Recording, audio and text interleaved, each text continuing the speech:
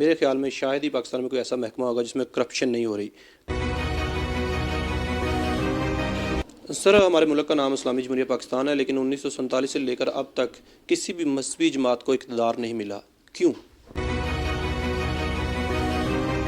کہ اس وقت جو ہمارے ذمہ دار ہیں وہ کھاد کے بالخصوص یوریا کے مسائل سے دو چار ہیں. کنٹرول ریٹ پہ تو دور کی بات ہے، ان کو بلیک میں بھی نہیں مل رہی. ایک سوال میرے ذہن میں جو ہے وہ اٹھ رہا ہے، ویسے تو سیاستدان سے وہ پوچھا نہیں جاتا کیونکہ وہ برا مان جاتے ہیں، لیکن آپ سے پوچھنا چاہوں گا کہ آپ کا سورس آف انکم کیا ہے؟ السلام علیکم ناظرین، آپ کا میزبان ایڈی فریاد آپ میں حاضر ہے اور آپ دیکھ رہے ہیں 91 نیوز. ناظرین، میں اس وقت موجود ہوں اوکاڑا جماعت اسلامی کے مرکز میں، اور میرے ساتھ موجود ہیں امیر جماعت اسلامی ڈاکٹر بابر رشید صاحب، جو کہ امیدوار MNA 100 حلقہ نمبر 136 کے ہیں. ان کے ساتھ میں بیٹھا ہوں. ان کے متعلق بہت سے لوگ بہت سی معلومات رکھتے ہیں، اور کچھ معلومات ہم آپ کو آج بہم پہنچائیں گے. ڈاکٹر صاحب کو تفصیلی انٹرویو کریں گے، کچھ سوالات بھی کریں گے. ہمارے ساتھ رہیے گا. السلام علیکم سر. جی وعلیکم السلام ایڈی فریاد صاحب، بہت بہت شکریہ آپ کا. جی آپ آج آپ نے وقت نکالا اور ہم کچھ باتیں جو ہے نا آپس میں ایک دوسرے سے، آپ مجھ سے اور میں آپ سے جو ہے نا کچھ باتیں میں کروں انشاءاللہ. سر نام تو آپ کا بہت لوگوں نے سنا ہے، تفصیلی ذرا تعارف ہو جائے ناظرین کے لیے. جی میں نام جس طرح آپ نے بولا کہ بابر رشید نام ہے، اور ویسے جو ہماری آبائی میرا تعلق ہے وہ حجرہ شاہ مقیم، اور وہاں شیر نگر، وہاں ہمارے جو آباء و اجداد ہیں وہ وہاں کے رہنے والے ہیں. میں نے اپنی جو سکولنگ ہے وہ میری حجرہ شاہ مقیم سے ہوئی، اور اس کے بعد میں کالج کے لیے لاہور اسلامیہ کالج سول لائنس میں چلا گیا. وہاں میں نے FSc کی، اور اس کے بعد پھر زرعی یونیورسٹی فیصل آباد سے میں نے BSc آنرز کیا. پھر میں نے MSc آنرز کیا اینیمل نیوٹریشن میں، اور اس کے بعد پھر میں نے ویٹرنری یونیورسٹی لاہور سے PhD کی اینیمل نیوٹریشن میں، اور اسی دوران ہی لمز سے میں نے ایگزیکٹو MBA کیا. تو یہ میرا ایک طریقے سے تعارف رہا ہے، جہاں میں نے تعلیمی حوالے سے پروفیشنلی، چونکہ بینگ اینیمل نیوٹریشنسٹ میں نے مختلف کمپنیز میں سرو بھی کیا ایز اے جو ہے نا وہ ٹیکنیکل پرسن کے طور کے اوپر جو ہے.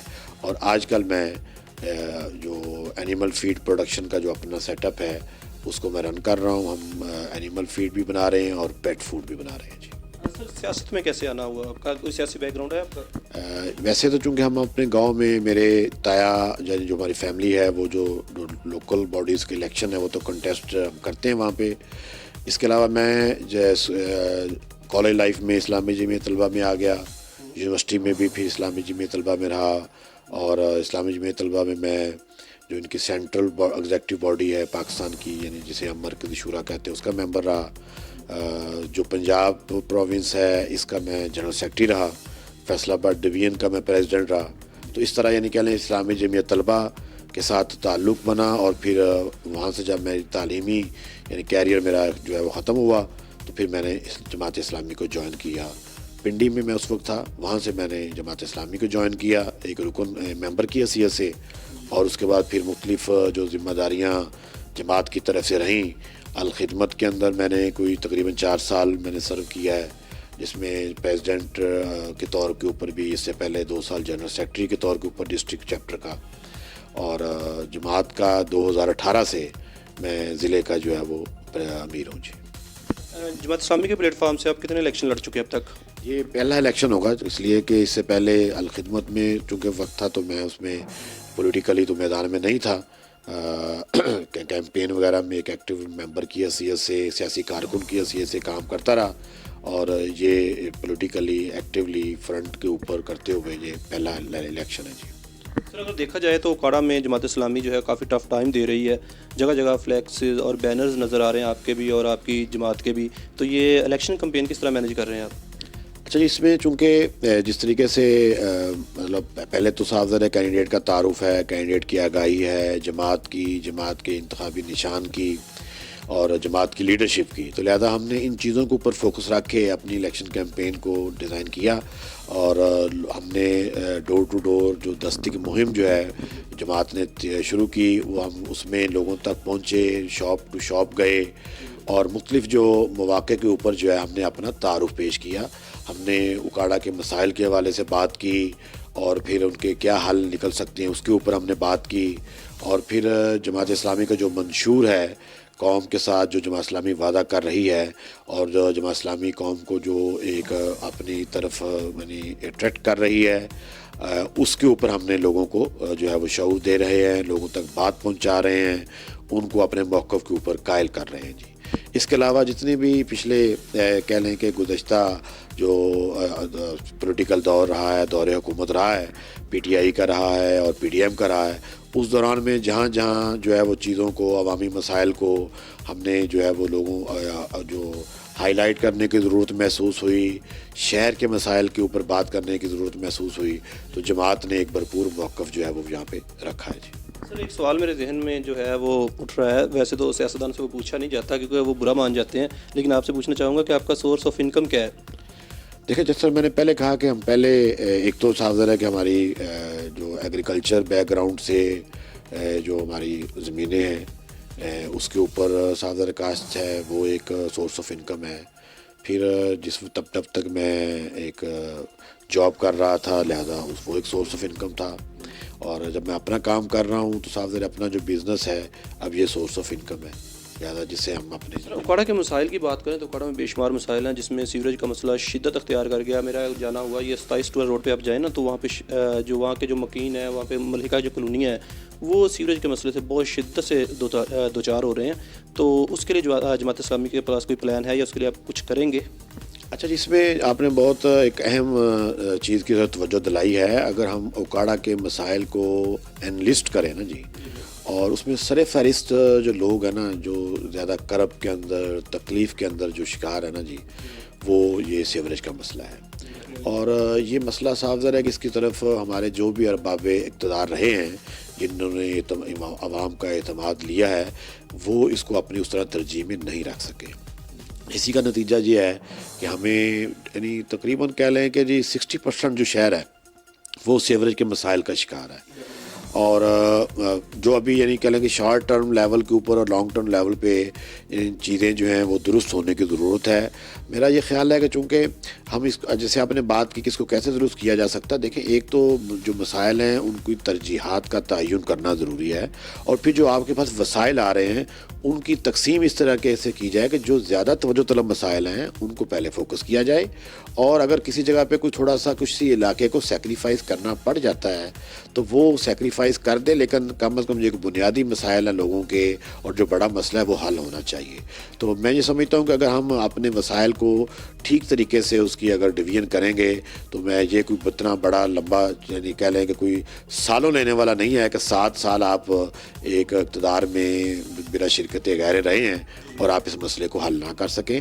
یہ صرف جو ہے وہ چیزوں کو فکس کر کے اور پھر اس کو پرسو کرتے ہوئے جو ہے، اور وسائل کی تقسیم جو زیادہ اہم مسئلہ ہے ادھر جانے کی اور اس کو پہلی ترجیح بنانے کی ضرورت ہے جی۔ آپ کو یقیناً علم ہوگا کہ اس وقت جو ہمارے ذمہ دار ہیں وہ کھاد کے بالخصوص یوریا کے مسائل سے دوچار ہیں۔ کنٹرول ریٹ پہ تو دور کی بات ہے، ان کو بلیک میں بھی نہیں مل رہی، تو اس کے حل کے لیے جماعت اسلامی کوئی قدم اٹھائے گی یا اس کا کیا حل ہو سکتا ہے، یہ بتائیے گا ناظرین کو، بہت سے ذمہ دار ہمارے پیج کو دیکھتے بھی ہیں۔ اچھا، جس میں چونکہ یہ آپ نے بہت ہی یعنی کہہ لیں کہ ایک ایسی دکھتی راگ کے اوپر ہاتھ رکھا ہے جس کا جو پورا جو معاشرہ ہمارا ہے نا جی، جو ہمارا ایگریکلچر سیکٹر ہے اس کا یعنی اور جو درمیانہ اور جو کمزور یعنی کسان ہے وہ بری طرح اس کا یعنی متاثر ہو رہا ہے۔ ایک تو وقت پہ کھاد نہیں مل رہی، پھر جتنی کوانٹٹی چاہیے وہ نہیں مل رہی، اور پھر جو ہے وہ بلیک کے اندر زیادہ ریٹس کے اوپر چیزیں مل رہی ہیں۔ پہلے اس کی جو ہے نا جی وہ ڈی اے پی کے ساتھ ایک شرط تھی کہ ڈی اے پی لازمی لیں تو پھر آپ کو یوریا ملے گی، اور جب ڈی اے پی کا ٹائم آیا تو اس کی وہ بلیک کے اندر بکنا شروع ہوگی۔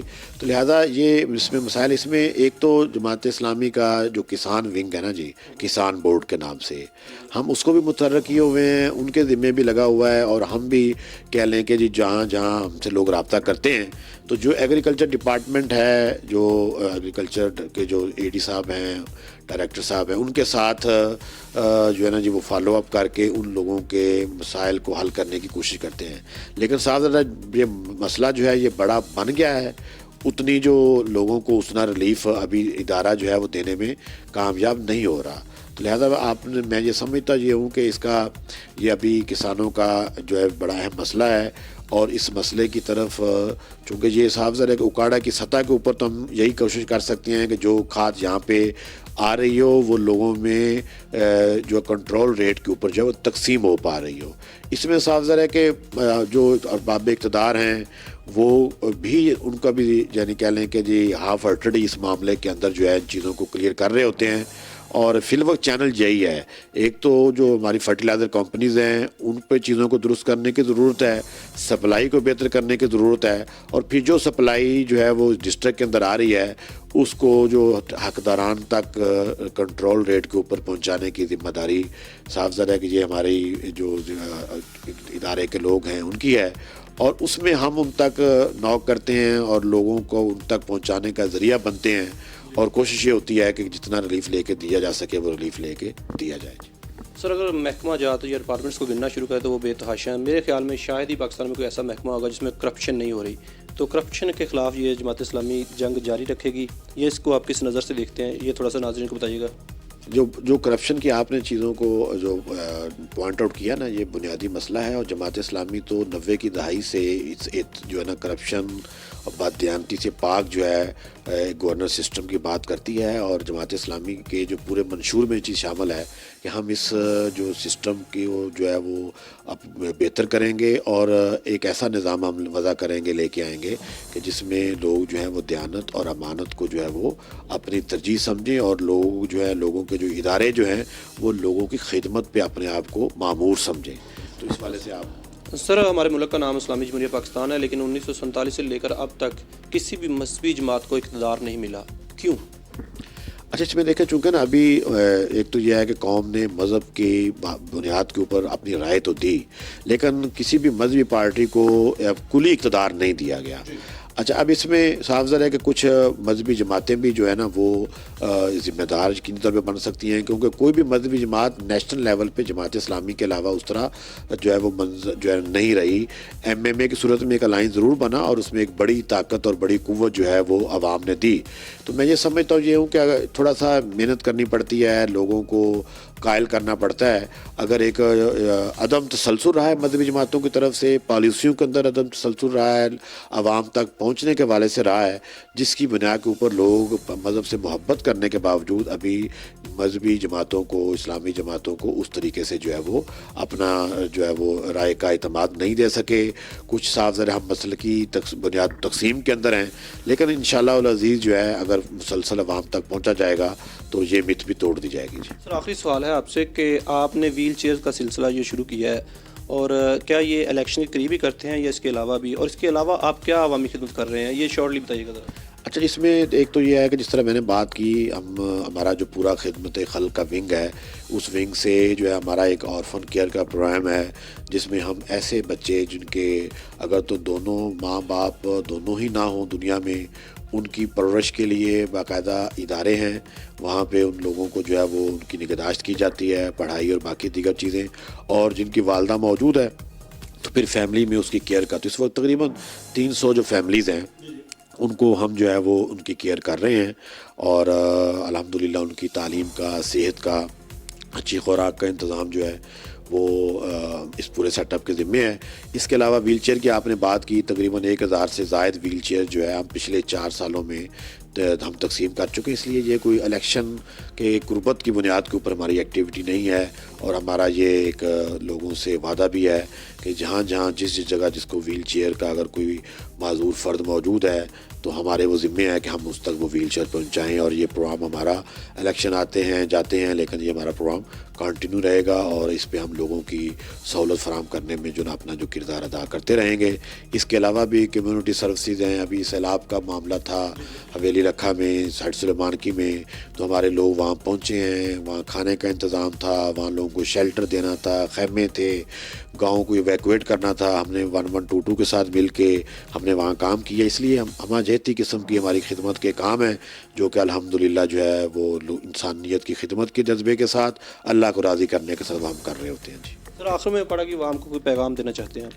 मैं उकाड़ा के अवाम से ये बात कहना चाहूँगा कि देखें, आप जमात इस्लामी जो है उसके ऊपर एतमाद करें, जमात इस्लामी को अपना एतमाद दें। इंशाअल्लाह अज़ीज़ आपके शहर के दरीना मसाइल को भी हम हल करेंगे, और एक नई जो है वो लुक देंगे उकाड़ा शहर को और इसकी तरक्की को और जहाँ के लोगों की खुशहाली को। जी नाज़रीन, डॉक्टर बाबर रशीद साहब मेरे साथ मौजूद थे, उनसे हमने मुख्तलिफ सवाल किए जिनके जवाब उन्होंने ऐसे तरीके से दिए। अगर आपके ज़हन में कोई सवाल है तो आप हमें कमेंट सेक्शन में भी बता सकते हैं और व्हाट्सअप भी कर सकते हैं। इसी के साथ अपने मेज़बान एडी फ़रियाद को इजाज़त दीजिए। अल्लाह निगहबान।